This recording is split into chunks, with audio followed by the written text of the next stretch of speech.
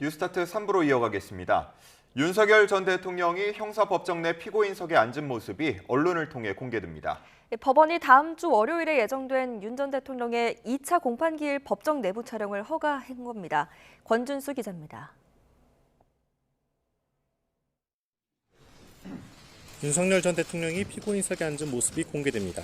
서울중앙지방법원이 오는 21일 윤 전 대통령의 내란 혐의 2차 공판기일 법정 촬영을 허가하기로 한 겁니다.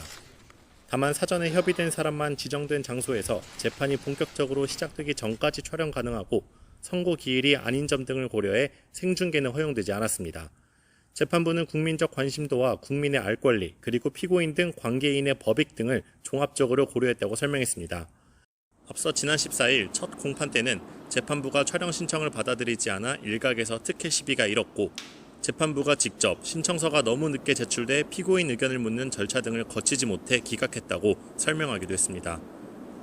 이후 법조 영상기자단은 박근혜, 이명박 전 대통령 사례를 참고해 법정 촬영을 허가해달라는 내용의 신청서를 다시 냈습니다. 윤 전 대통령 변호인단은 법정 공개에 우려를 표한 것으로 전해졌는데, 피고인 동의가 없더라도 촬영 허가가 공공의 이익을 위해 타당하다고 인정되는 경우에는 허가할 수 있다는 점을 고려해 결정을 내린 것으로 보입니다. 법원은 이와 함께 지하주차장을 통한 비공개 출석도 재검토해 오늘 안으로 논의 결과를 공지할 계획입니다. YTN 권준수입니다. 윤석열 전 대통령의 내란 우두머리 혐의 사건을 심리하는 재판부가 법정 내 촬영을 허가한 가운데 법원이 이번에도 지하주차장 이용을 허가할지 주목됩니다. 서울고등법원은 오는 21일로 예정된 2차 공판기일에 윤 전 대통령의 지하주차장 이용 허가를 포함한 청사 방호 계획을 오늘 공지할 예정이라고 밝혔습니다. 서울고법은 앞서 첫 공판기일이 열렸던 지난 14일에는 대통령 경호처의 요청을 받아들여 윤 전 대통령의 지하주차장 이용을 허가했습니다.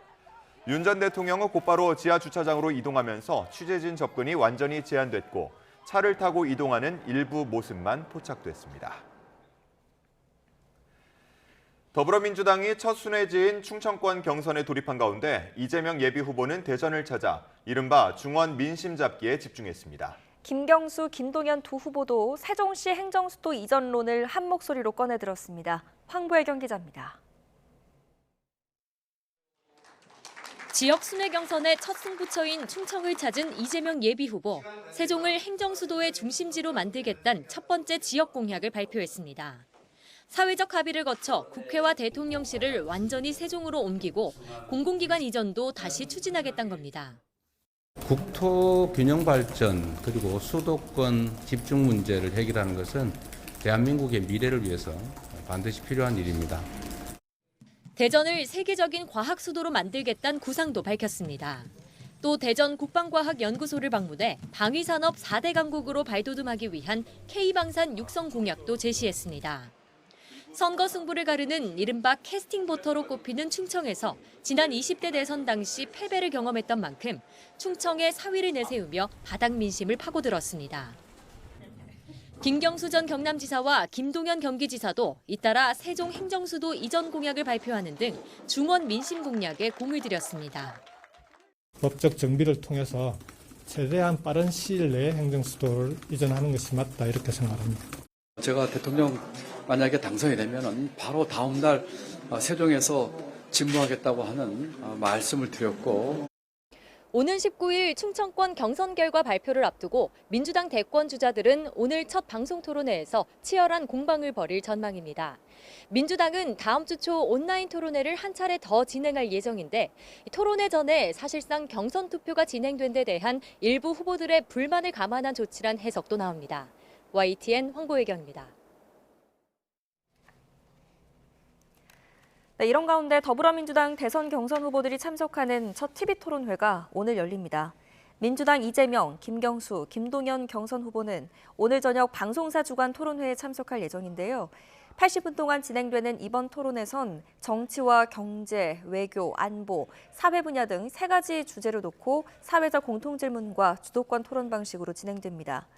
최근 정치권을 중심으로 제기된 개헌 논의와 증세 등을 둘러싼 후보들 사이에 치열한 공방이 예상됩니다. 국민의힘 1차 경선 토론회에서 나경원, 한동훈, 홍준표 경선 후보가 한 조에서 맞붙게 됐습니다. 김문수, 안철수 두 후보는 다른 조에 편성이 됐는데 8명의 후보들은 한 목소리로 민주당 이재명 예비 후보를 비판하면서도 서로에 향한 견제를 잊지 않았습니다. 김철희 기자입니다. 국민의힘 중앙당사에서 열린 대선 경선 토론회 조추첨 행사. 2가지 주제에 배정된 의자 4개를 먼저 도착한 후보부터 선점하는 이른바 의자 뺏기 방식으로 진행됐습니다. 조결정 선택의 우선권은 오늘의 선착순임을 다시 한번 강조드립니다. 조추첨 결과 오는 19일 미래 청년을 주제로 토론할 A조에선 김문수, 안철수, 양양자, 유정복 후보가 20일 사회 통합을 주제로 삼을 B조에는 나경원, 이철우, 한동훈, 홍준표 후보가 각각 맞붙게 됐습니다. D조에 지지율 상위권 후보들이 모이면서 이른바 죽음의 조가 탄생했다는 평가 속 후보 간 신경전도 이어졌습니다. 주자들은 일제히 민주당 이재명 예비 후보를 정조준하며 자신만이 승리할 수 있다고 강조하면서도 저는 이재명을 꺾으려고 출마를 했습니다. 국민 여러분과 함께 힘을 합쳐서 반드시 이런 독재를 막아내겠습니다. 이재명의 전체주의, 퍼주기 독재를 막고 국민 통합과 시대 교체를 반드시 이루어야 합니다. 비리와 부도덕과 부패가 만연한 나라로 갈 것이냐, 정의가 강물처럼 흐르는 그런 나라로 갈 것이냐. 비상계엄 사태나 윤석열 전 대통령을 두곤 뚜렷한 견해차를 드러냈습니다. 죄송합니다. 지켜내지 못했습니다. 우리의 처절한 외침은 결코 패배하지 않았습니다. 계엄을 막아야 한다는 말에 대해서 다른 이견을 제시하면서 우리가 이 선거에서 이겨볼 수 있습니까? 국민의힘 경선은 3강 2중 구도로 펼쳐지고 있다는 게 대체적인 분석인데 향후 토론의 내용에 따라 유정복 인천시장, 이철우 경북지사, 그리고 양양자 전 의원의 약진을 기대하는 목소리도 나옵니다. 현 시점에서 이른바 빅4에 들어가리라 전망되는 후보들 사이 지지율 격차가 상대적으로 크지 않은 만큼 토론회에서도 치열한 공방 예상됩니다. YTN 김철입니다. 국민의힘 대선 경선에 출마한 후보자들이 한자리에 모여 자신의 정책 등을 발표하는 비전대회를 개최합니다. 이번 비전대회에선 미리 추첨한 발언 순서에 따라 후보자별로 10분씩 대한민국의 도약과 미래를 주제로 자유롭게 발표를 진행할 예정입니다. 이후 토요일과 일요일 조별 토론회가 이어지고 이후 2차 경선 진출자를 가리는 국민 여론조사가 오는 21일과 22일에 진행됩니다. 문형배 헌재소장 권한대행과 이미선 재판관이 오늘 6년의 임기를 마치고 퇴임합니다. 헌법재판소는 오늘 오전 11시 전 직원이 참석한 가운데 문형배, 이미선 재판관의 퇴임식을 진행한다고 밝혔습니다. 후임으로는 이완규 법제처장과 함상훈 서울고법 부장판사가 지명됐지만 헌법재판소는 대통령 권한대행에 재판관을 지명할 권한이 있다고 단정할 수 없다며 효력을 정지해달라는 가처분 신청을 받아들였습니다. 이에 따라 마은혁 재판관 임명으로 완전체가 됐던 헌법재판소는 당분간 다시 7인 체제로 운영될 것으로 보입니다. 헌재가 한덕수 권한대행의 헌법재판관 지명에 효력을 정지한 것을 놓고 거대 양당 지도부들도 거친 신경전을 벌였습니다. 민주당은 한 대행이 헌법재판관 후보자 지명을 철회하고 대국민 사과를 하라고 촉구했는데 국민의힘은 헌재의 결정이 고무줄이라며 거세게 반발했습니다. 김다현 기자입니다. 민주당은 한덕수 대통령 권한대행이 헌법재판관 후보자 지명을 철회하고 위헌 행위에 석고대죄하라고 목소리를 높였습니다. 출마설을 모락모락 피우면서 정치적 중립성을 훼손하는 일은 역사와 국민에 대한 반역이자 모독입니다. 한대행과 최상목 경제부총리가 미국과의 관세 협상을 졸속으로 처리할까 봐 노심초사하는 지경이라며 국익을 저해한다면 신을사오적으로 남을 거라고 으름장을 놨습니다. 한마디로 신종 난가병인 노역의 대통령병 중증입니다. 국민의힘은 한대행이 헌법재판관 지명 효력을 정지한 헌재 결정은 말 그대로 고무줄 판결이라며 거세게 반발했습니다. 이러니 헌재에 대한 국민의 신뢰도가 계속 추락하고 국민들 사이에서 민주당 헌법 출장소라는 비판까지 나오는 것입니다. 헌법재판관 지명은 국정 안정을 위한 최소한의 안전장치를 마련해야 한다는 고뇌 어린 결정이었다며 한대행을 감싸는 목소리도 나왔습니다. 헌재가 이를 임의로 제한한 것 자체가 법리적 판단이 아닌 정치적 재판을 한 것입니다.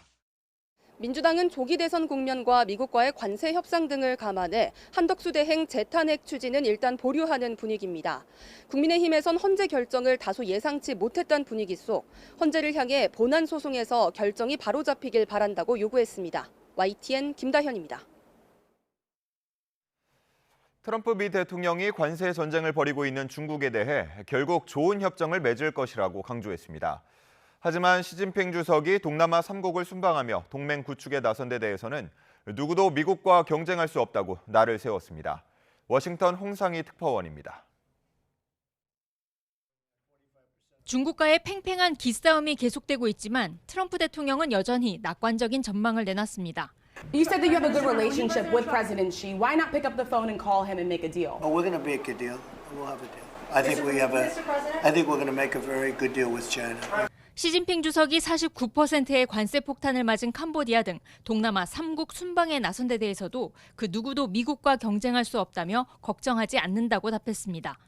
협상이 진행되고 있는 일본 등 일부 국가와의 무역 협상 발표 시점을 묻자 트럼프 대통령은 서두르지 않겠다고 말했습니다. At a certain point, yeah, we're in no rush. We're in no rush. 유럽 연합과의 협상을 놓고도 미국이 각국이 원하는 걸 갖고 있는 만큼 100% 무역 협정을 맺을 거라고 자신했습니다.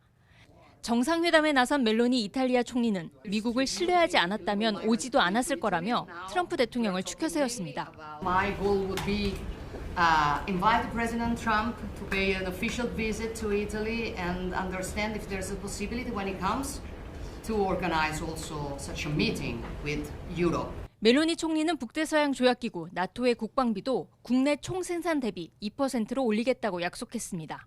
트럼프 대통령이 중국의 협상을 압박하고 있지만 시진핑 주석이 반미 공동전선 구축에 직접 나서는 등 갈등은 더 깊어지고 있어 미중 간 관세 협상이 상당 기간 교착 상태에서 벗어나지 못할 거란 전망도 나오고 있습니다.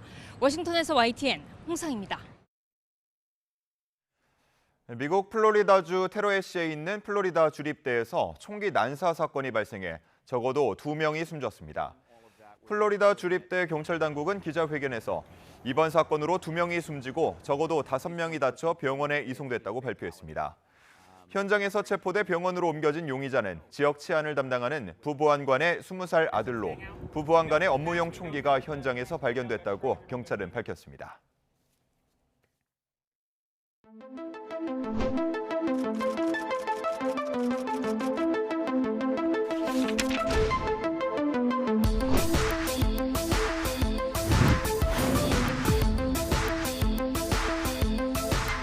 Unemployment is likely to go up as the economy slows in all likelihood, and inflation is likely to go up as tariffs find their way, and some part of those tariffs come to be paid by the public.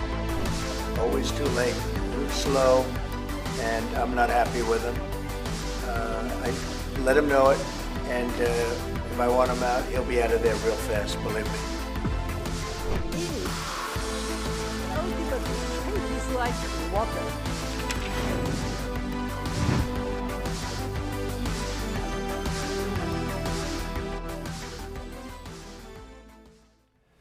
매일 아침 경제 소식을 빠르고 친절하게 전달해드리는 시간입니다. 스타트 경제, 오늘은 주원 현대경제연구원 실장과 함께하겠습니다. 어서 오십시오, 실장님. 네, 안녕하십니까. 예. 자, 관세 전쟁이 계속되고 있습니다. 미일 관세 협상이 시작이 된 것 같은데 일본이 첫 단추부터 주도권을 뺏겼다는 평도 있더라고요. 어떻게 보시고 계십니까?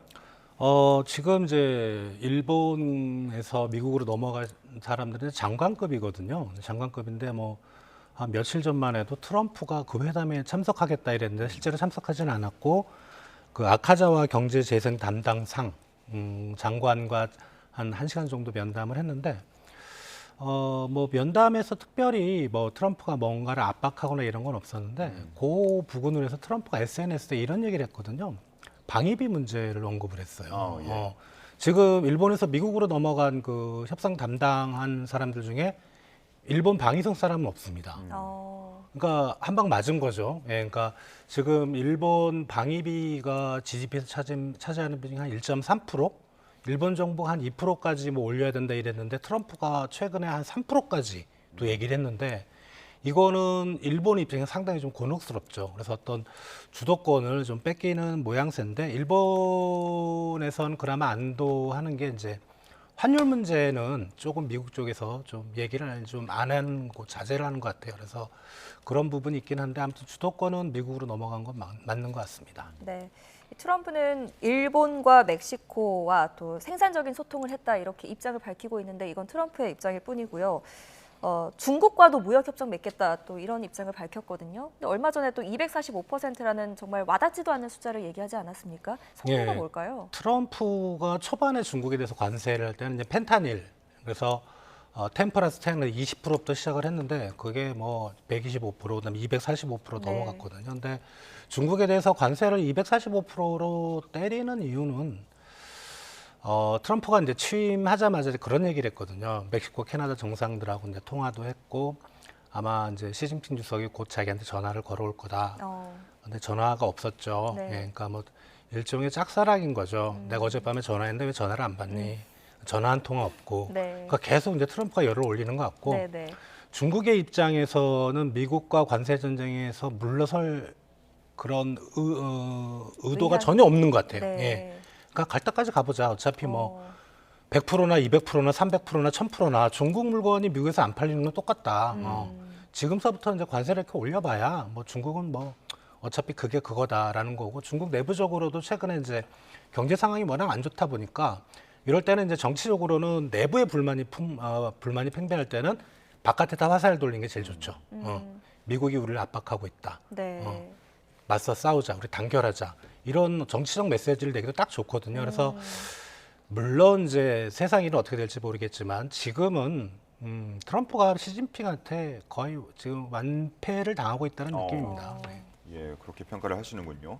자, 이렇게 뭐 중국과의 신경전이 계속되는 가운데 또 내부적으로 보자 그러면 제롬 파월 연준 의장과도 신경전이 좀 이어지는 분위기입니다. 일단 연준 의장 얘기를 들어보면 실업률 그리고 물가 상승을 부를 것이다라면서 트럼프 관세에 대해서 직격탄을 날리는 모습이에요. 사실 트럼프가 지금 그 금리 정책에 있어서 매파적인 발언을 했던 건 아니거든요. 네. 그러니까 물가와 고용을 좀 같이 보자.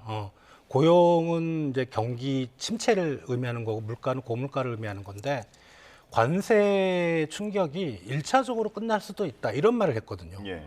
그러니까 정말 무서운 건 2차적일 때, 그러니까 공급 쪽에 관세 수입 가격이 올라가서 물가가 올라갈 수 있지만은 그게 한 몇 달 정도 끝나면은 자신은 뭐 금리 정책을 매파적으로 할 필요가 없다 이렇게 얘기를 했는데 이게 만약에 2차적으로 수입 물가가 올라가는데 미국 소비자들이 앞으로 물가가 더 높아질 건가 기대 인플레이션이 높아지면서 2차 효과가 났을 때는 금리 정책을 좀 더 강하게 가져갈 수도 있다라는 이런 의미로 저는 해석을 했거든요. 네.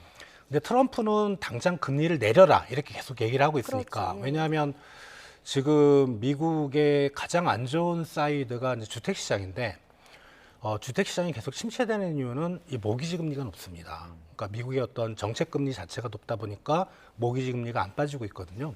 그리고 주택 시장에 대해서 트럼프가 대선 기간에 했던 공약은 금리를 낮춰서 주택 시장을 부양시키겠다 이렇게 분명히 얘기를 했는데 자기 정책에 반하는 그런 파월의 어떤 발언 이런 것 때문에 아마 이제 파월 의장이 내년 5월쯤 아마 임기가 끝나는데 다른 의장으로 바꿀 것 같아요. 네, 말씀하신 것처럼 지금 트럼프와 파월 간의 갈등이 점점 격화하는 모습인 것 같습니다. 이런 가운데 젠슨 황 엔비디아 CEO가 중국을 방문했거든요. 이거 왜 방문했을까요? 엔비디아는 이제 AI 반도체를 만들어서 이제 파는 그런 기업인 걸 다들 아실 텐데 이게 이제 지난 바이든 행정부 때부터 AI 반도체 어떤 고사양 AI 반도체는 중국에 대한 수출을 규제를 했었습니다. 네.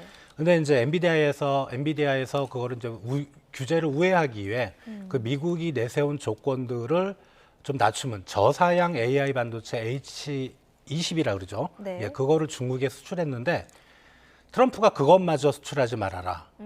그렇게 이제 한 거죠. 그래서 어떻게 보면은 엔비디아 입장에서는 중국 내수 시장 규모가 워낙 크고 중국과 좋은 관계를 해야 되기 때문에 아마 중국을 방문했긴 했지만 사실 이제 트럼프가 그런 식으로 규제를 하면 이제 AI 반도체는 중국으로 가기 어려운 거죠. 저사양 반도체라고 하더라도 그런 것 같습니다. 그런데 첸슨 황이 이제 중국 쪽에 얘기할 때는 중국 시장에 대한 서비스 결코 멈추지 않겠다 이런 발언도 했는데 이거는 뭐 트럼프와 각을 세운다라고 해석을 해도 되는 겁니까? 아무리 이제 그 정치와 경제가 분리가 되고 또 자유스러운 분위기가 있는 미국 시장이라고 하더라도 대통령과 각을 세워서 기업이 온전할 리가 없죠. 예. 그거는 이제 중국에 넘어갔기 때문에 중국 사람들한테 어떤 립 서비스인 거고 트럼프가 맞겠다 그러면 못 가는 거죠. 예. 네. 뭐 상무부에서 수출 규제를 딱 하는데 그걸 뭐 어떻게 할 수가 없는 거라 생각합니다. 네. 어제 또 뉴욕 증시 봤을 때 이제 트럼프 관세 정책으로 인해서 그 여파로 인해서 급락했는데 오늘 뉴욕 증시 어땠습니까?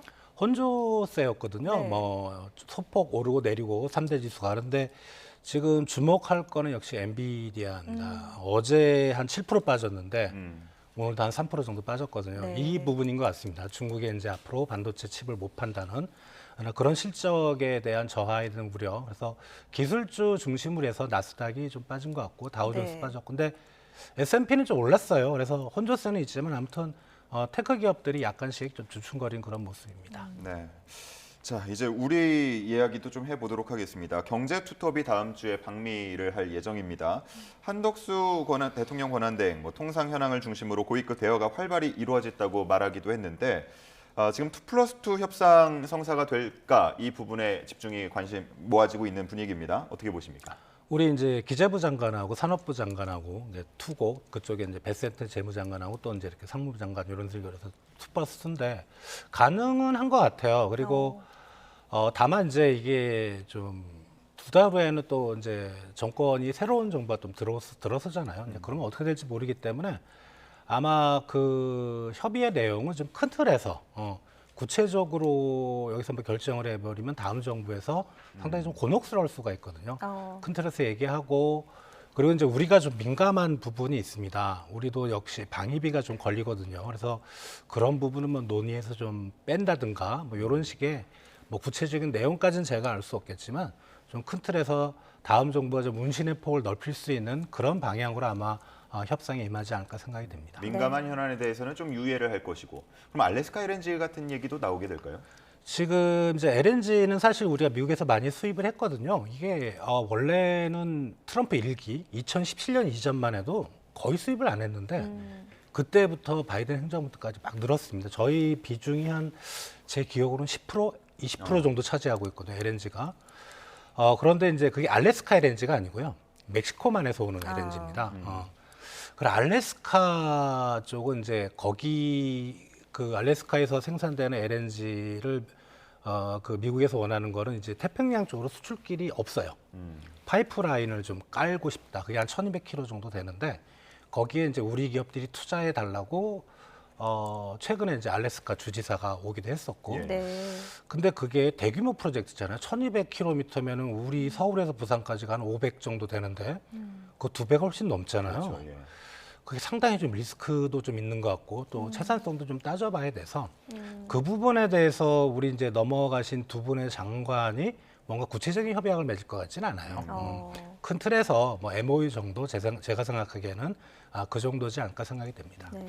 정부 내에서는 그래도 이 알래스카 LNG 사업권을 내주고 자동차 품목 관세라든지 아니면 상호 관세율 협상할 때 좀 협상 카드가 될 수도 있다 이런 분석에 대해서는 어떻게 생각하세요? 그렇죠. 뭐 협상이라는 거는 일방적으로 모든 걸 다 가져갈 수는 없고 내주고 받는 건데 지금 우리가 가지고 있는 우리 쪽의 카드는 말씀하신 이제 알래스카 LNG 파이프라인 깔은 사업권이 있고 방위비는 아마 뺄 걸로 생각이 되고요. 그리고 이제 조선업 쪽에서 협력이죠. 지금 미국의 조선 산업이 완전히 인프라가 완전히 사라져 있기 때문에 우리의 도움이 필요하고 또 미국의 입장에서는 뭐 군함이나 이런 것 건조도 필요하기 때문에 그런 쪽에서 우리의 카드 뭐 이런 것들을 총동원해서 단순히 뭐 알래스카 그거 하나로 뭐 관세율을 낮춘다 이렇게 보기는 어렵고요. 아마 여러 가지 카드를 준비해서 아마 좋은 결과를 얻지 않을까 생각이 됩니다. 예, 원만한 대화가 좀 이루어졌으면 좋겠는데 워낙 뭐 예상하기가 어려운 요즘이다 보니까요. 어떤 얘기 나올지 한번 기다려 보겠습니다. 자, 다음 우리 경제 상황인데요. 한은이 기준금리를 동결하면서 갑자기 어두운 터널 안으로 들어온 것 같다 이런 평을 했어요. 갑자기 어두운 터널은 아니고요. 어두운 터널은 작년 하반기부터 이미 들어와 있었고, 예. 뭐 새삼스럽게, 그러니까 한은의 입장에서는 이제 기준금리를 내릴 때는 변명을 많이 할 필요가 없어요. 네. 대부분의 뭐 경제주들, 기업이나 국민들이 좋아하니까. 근데 동결할 때는 뭔가 변명을 차곡차곡 쌓아야 되죠. 예. 그런 표현을 쓴 것 같고, 결국은 동결을 했는데, 제가 생각하기엔 그렇습니다. 그러니까 환율과 가계부채 뭐 이런 것 때문에 동결한 거죠. 사실 관세 전쟁만 놓고 보면 지금 관세 인상의 효과는 사실 4월 이후부터 나오게 되잖아요. 근데 1분기 우리 수출액이 정기비로, 그러니까 작년 4분기 기준으로 봐도 그렇고 1년 전 작년 1분기 기준으로 봐도 그렇고 전체 수출이 마이너스입니다. 관세 효과가 나오기도 전에 이미 마이너스거든요. 그러면 이제 관세 인상이 되면 어떻게 되겠어요? 수출은 내려가게 되겠죠.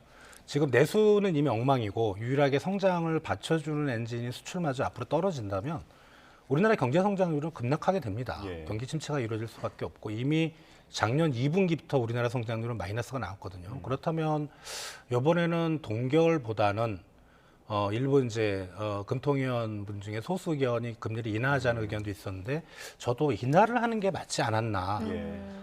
잘못하면 이번 결정이 아마 몇 달 뒤 연말쯤 보면 연말쯤에 이번 4월 달에 금통위의 결정을 타이밍을 놓친 결정이 아니냐 이런 평가도 나올 수 있는 그런 상황입니다. 지금 뭐 5월 금리 인하 전망이 상당히 우세한데 한 달 차이도 그렇게 큰 겁니까?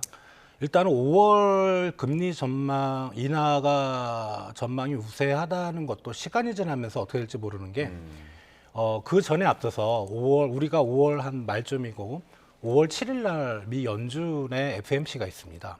거기서는 지금 동결 예상이 확실히 높거든요. 그러니까 미 연준은 또 빨라야 6월이고 지금 파월하고 트럼프하고 각을 세우는 거 보면 6월에도 사실 장담할 수 없어요.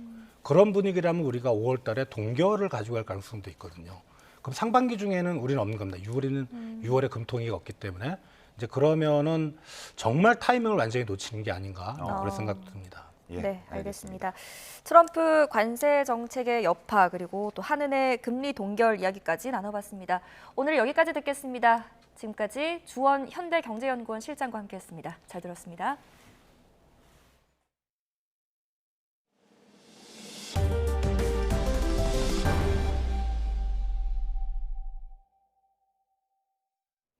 네, 다음 소식입니다. 정부가 내년도 의대 모집 인원을 증원 전의 수준인 3,058명으로 확정해서 발표했습니다.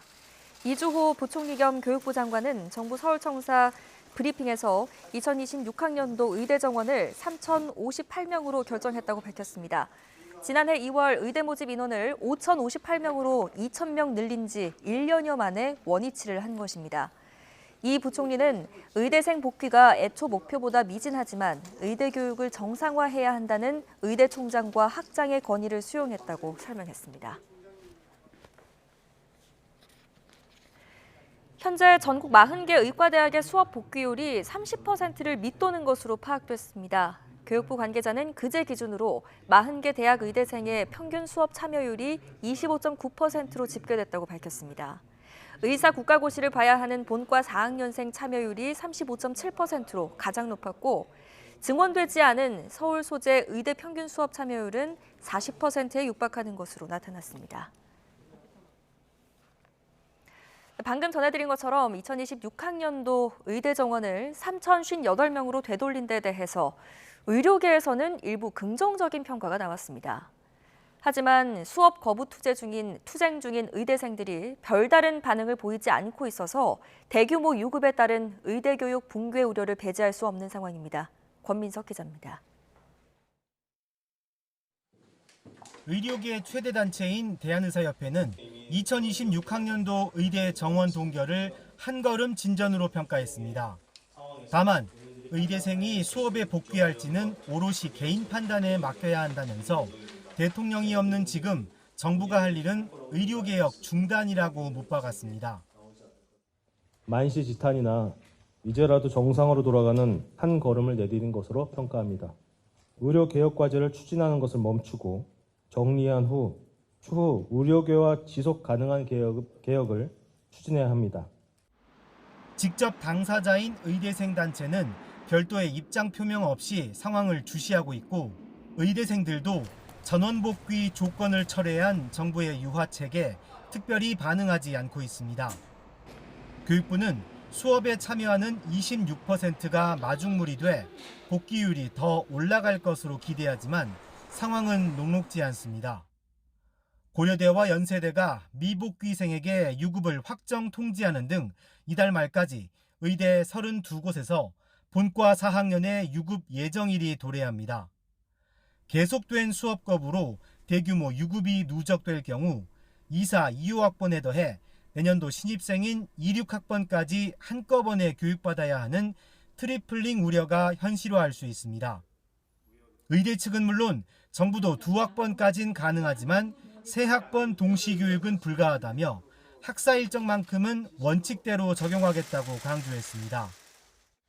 일부 학생들은 학사 인하 조치를 기대하고 있다고 하는데 다시 한번 명확히 말씀드리면 더 이상 의대생을 위한 특별한 조치를 하기는 어렵습니다. 그럼에도 보육체격인 내년도 정원 동결 조치가 사직 전공의에겐 별다른 유인이 되지 못하고 환자단체는 대국민 사기라고 비판하는 등 의정 갈등 출구를 열기엔 역부족으로 보입니다. YTN 권민석입니다.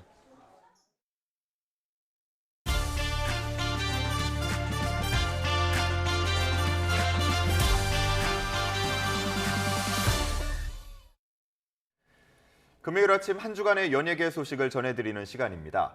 뉴진스가 법원의 독자적 활동 금지 판정에 불복해서 낸 이의 신청이 기각되면서 다시 한번 활동에 제동이 걸렸습니다. 또 방송인 박나래 씨 자택에서 수천만 원 상당의 금품을 훔쳤던 절도범이 경찰에 체포됐습니다. 이 소식들 YTN 스타 김성현 기자와 함께 자세한 내용 살펴보겠습니다. 어서 오세요. 네, 안녕하십니까. 자, 먼저 뉴진스 이야기부터 해보겠습니다. 뉴진스 5멤버가 법원의 독자적 활동 금지 판정에서 불복해서 낸 그 이의 신청이 받아들여지지 않았다고요? 네, 맞습니다. 뉴진스 멤버들은 지난해 11월 어도어 측에 계약 해지를 통보하고 독자적인 활동을 시작해왔습니다. 이에 소속사 어도어 측은 뉴진스 멤버들이 독자적인 광고 계약 체결이나 연예계 활동을 할 수 없게 막아달라며 가처분 신청을 냈습니다. 재판부는 지난달 21일 어도어의 손을 들어주며 뉴진스의 독자적 활동은 불가능해졌는데요.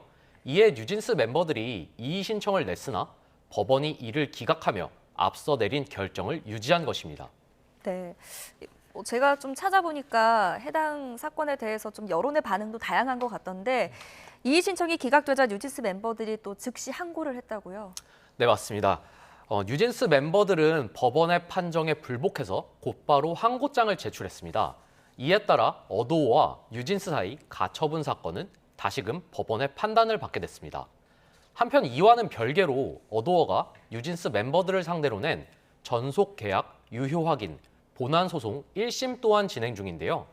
뉴진스가 어도어와 전속 계약 해지를 선언했지만 어도어는 전속 계약이 여전히 유효하다고 맞서고 있습니다. 이처럼 양측 입장이 평행선을 달리며 NJG라는 새로운 팀명을 발표했던 뉴진스 5멤버의 독자 활동은 당분간 불가능하게 됐습니다. 예, 조금 더 지켜봐야 할 것 같고요. 자, 다음 방송인 박나래 씨 자택에 침입해서 금품을 훔친 용의자가 결국은 경찰에 붙잡혔다고요? 네, 맞습니다. 앞서 지난 8일이죠. 박나래 씨는 용산구 자택에서 귀금속 등 수천만 원 상당의 금품을 도난당했다며 경찰에 신고했습니다. 사건 초기에는 외부 침입 흔적이 발견되지 않아서 지인이나 내부인 소행이 아니냐는 추측이 나오기도 했는데요. 붙잡힌 절도범은 다수의 절도 전과가 있는 전과자로 확인됐습니다. 이 절도범은 자신이 절도를 저지른 곳이 박나래 씨의 집인 줄 몰랐다는 입장인 것으로 알려졌습니다. 그는 박나래 씨 자택 절도 외에도 또 다른 절도 사건으로도 수사를 받고 있습니다. 그런데 박나래 씨 자택 절도 사건과 관련해서 연예인들이 이제 예능 프로그램이라든지 SNS 통해서 집들을 많이 공개하니까 이런 부분들이 좀 위험을 초래할 수 있다는 지적들이 나오고 있다고요? 네, 맞습니다. 배상훈 프로파일러는 최근 YTN 라디오에서 연예인들이 예능 프로그램에 출연해 본인이 실제로 살고 있는 집을 공개하는 것이 매우 위험하다고 경고했는데요. 절도를 전문으로 하는 범죄자들은 방송만 보고 보안시설을 쉽게 파악할 수 있기 때문에 프로그램을 통해 집을 공개하는 것은 위험성이 높다고 강조했습니다. 또한 소속사에서도 자택에 대한 보안 컨설팅을 받는 것이 좋다고 조언했습니다. 네. 자, 다른 소식도 보겠습니다. 아이브 장원영 씨에 대한 악성 허위 영상을 올렸던 유튜브 채널 운영자가 있는데 유튜브 수익으로 건물까지 구입했던 사실이 뒤늦게 드러나서 화제를 모으고 있다고요?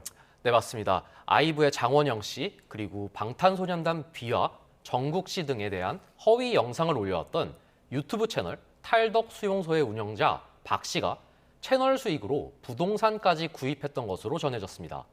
박 씨를 상대로 소송을 진행해온 정경석 변호사는 최근 TVN 유퀴즈 온 더 블럭에 출연해 사건과 관련된 비하인드 스토리를 공개했는데요. 박 씨는 해당 채널 운영 수익으로 빌라를 샀지만 수사기관에서 부동산 가압류 조치를 한 것으로 알려졌습니다. 정 변호사는 손해배상 의무를 다하기 위해서는 박 씨가 빌라를 팔거나 대출을 받아야 할 것이라며 허위 영상을 올리는 사이버 레카들의 무분별한 행태가 사라져야 한다고 강조했습니다. 네. 다음은 영화계 소식으로 넘어가 보겠습니다. 올해 칸 영화제에서는 한국 영화가 한 편도 초청받지 못했다고요? 네, 너무 안타까운 소식이죠. 오는 5월 열리는 제78회 프랑스 칸 국제영화제 초청작이 발표됐는데요. 올해는 한국 영화가 단 한 편도 호명되지 못했습니다. 이렇게 칸에서 한국 영화가 전무한 것은 1999년 이후 26년 만입니다. 이를 두고 영화계에서는 한국 영화 산업이 최악의 위기에 직면했다는 분석이 나오고 있습니다.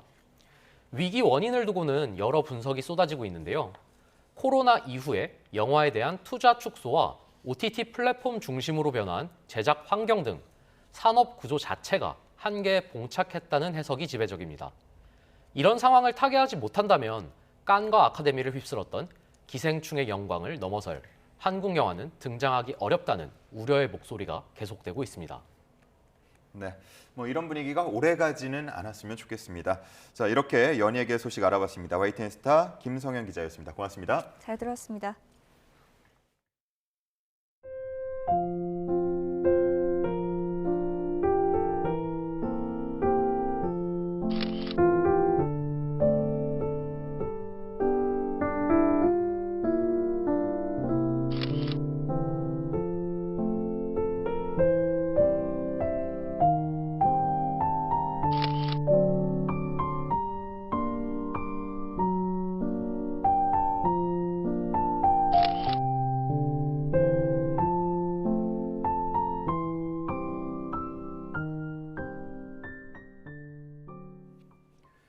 한강 작가가 노벨문학상 수상 이후 처음으로 이달 말 새 책을 내놓습니다.